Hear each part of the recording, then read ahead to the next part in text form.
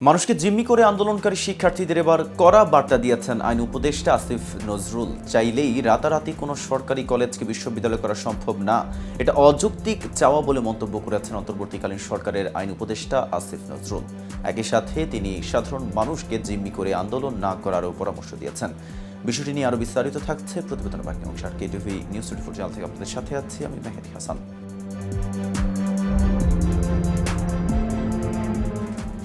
মঙ্গলবার অন্তর্বর্তী সরকারের 100 দিন আইন মন্ত্রণালয়ের কৈফিয়ত শীর্ষক সংবাদ সম্মেলনে সাংবাদিকদের প্রশ্নের জবাবে আইন উপদেষ্টা পরামর্শ দেন।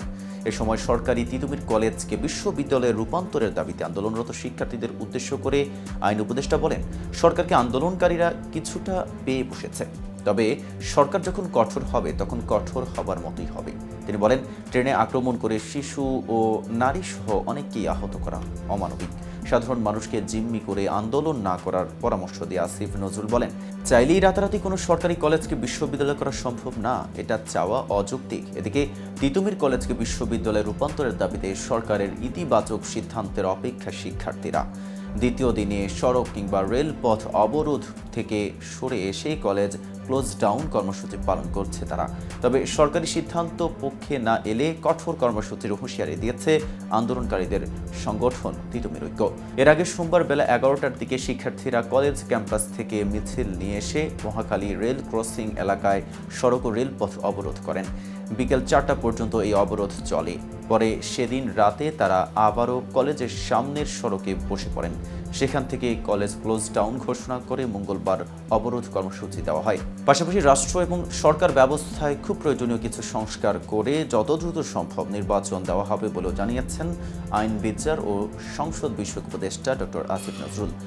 মঙ্গলবার সচিবালয়ে এক সংবাদ সম্মেলনে সাংবাদিকদের প্রশ্নের জবাবে আইন উপদেষ্টা কথা বলেন। সংবাদ সম্মেলনে একজন সাংবাদিক প্রশ্ন করেন, অন্তর্বর্তী সরকারের বিষয়ে সর্বত্রই একটি প্রশ্ন শোনা যায়, সেটি হলো তারা কত দিন থাকবে, তাদের মেয়াদ কতদিন, নির্বাচন কবে হবে। জবাবে অন্তর্বর্তী সরকারের আইন উপদেষ্টা আসিফ নজরুল বলেন, এটি আইন মন্ত্রণালয়ের বিষয় না, তবে আপনাকে একটি বিষয় বলি, আমরা মোস্ট এসেনশিয়াল কিছু সংস্কার করে যত দ্রুতই সম্ভব নির্বাচন দেব।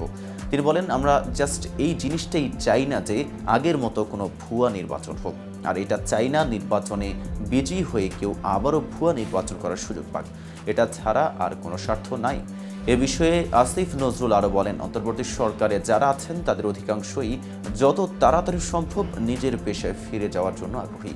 এর আগে অন্তর্বর্তী সরকারের 100 দিন আইন মন্ত্রণালয়ের কৈফিয়ত শীর্ষক এই সংবাদ সম্মেলনে আইন মন্ত্রণালয়ের বিগত 100 দিনের কার্যক্রম তুলে ধরেন আইন উপদেষ্টা।